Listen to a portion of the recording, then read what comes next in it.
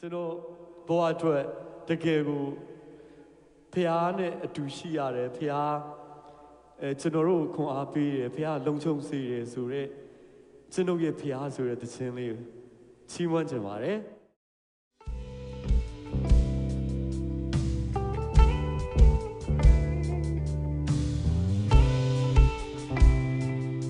အားလုံးတို့ချီးမွမ်းအောင်ကျွန်တော်ရဲ့နာကျွန်တော်ရဲ့ဘေးမှာ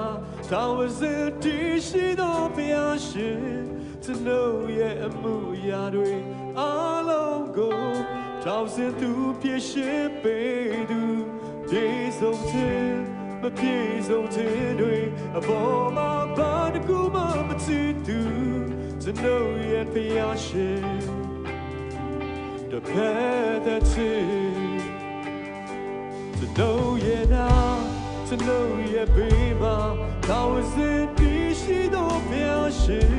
ကျွန်တော်ရဲ့အမှုရာတွေအားလုံးကိုတောင်းစင်သူပြည့်ရှင်းပေးသူ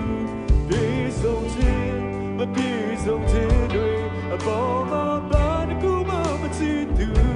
ကျွန်တော်ရဲ့ဘုရားရှင်တဖက်တဲ့ချစ်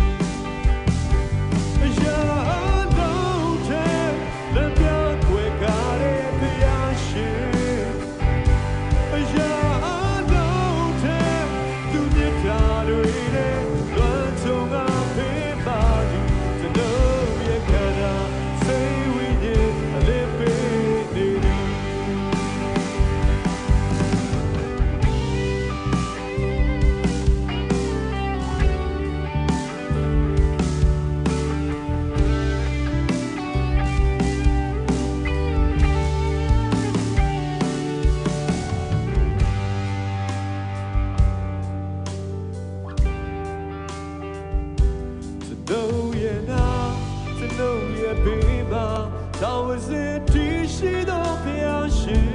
ကျွန်တော်ရဲ့အမှုအရာတွေအားလုံးကိုတောင်းစင်သူပြည့်ရှင်းပေးသူ